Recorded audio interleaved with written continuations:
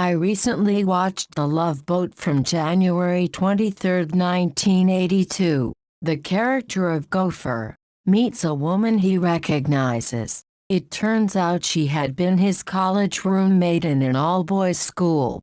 Back in the 1980s, the daytime talk shows had many transsexual people on. Shows like Sally Jessy Raphael and Phil Donahue. The trans people represented had suffered years in their birth gender, and eventually took the needed steps to make a change. The presentation and audience reactions were of empathy and compassion. The transsexual people were seen as unfortunate individuals who needed to change their bodies to be happy. Gopher, it's getting late. I should be turning in. No, wait a minute. Let me see. College. Let's see. Rachel Johnson. Oh, that's funny. I had a roommate my freshman year named Ray Johnson.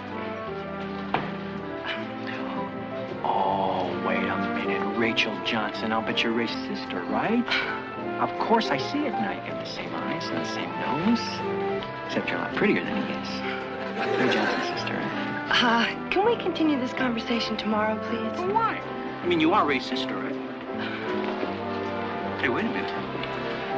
Ray's all right, isn't he?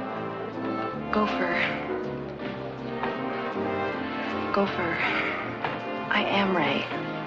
It's the truth. I'm your old college roommate, Ray Johnson.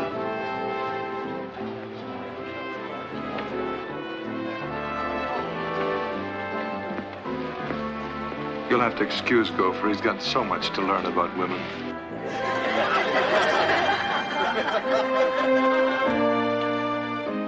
Many books written by transsexuals came out during this period. Christine Jorgensen wrote her autobiography. Another popular book at the time was written by Canary Khan. Jan Norris wrote Conundrum. At one point in her transition, Jan Norris could go out as a male, then add a little makeup and jewelry and be seen as a woman. Carolyn Cossey, also known as Tula, was a British model and businesswoman and was in a music video. Some of these transsexual people were so good-looking, they became known as natural beauty wonders. Not all of them were able to pass as women in everyday situations, but their goal back then was to transition and hopefully not be noticed as former males. I'm sorry, I guess I kept counting you because I thought you looked like someone I used to know. I am someone you used to know. Yeah. I guess we have a lot of catching up to do. Yeah. Okay. I'll go first. Since college, I've had an operation, a sex change. If you don't want to talk about it, it's okay. I mean, if it's too difficult, I understand. Where'd you go, Sweden?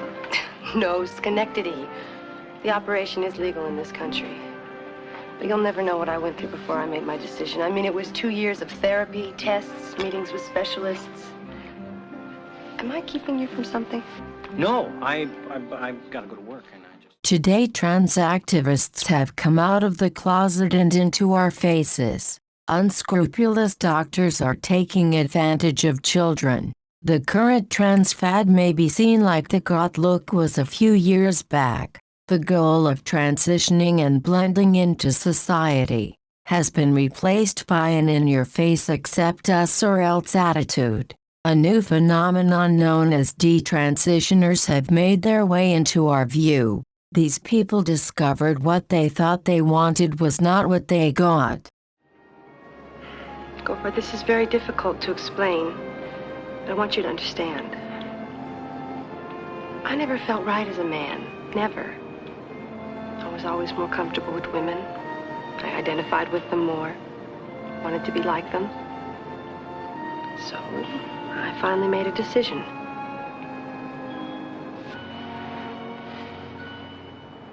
Are you happy? Very happy. I've never regretted it, not for a minute.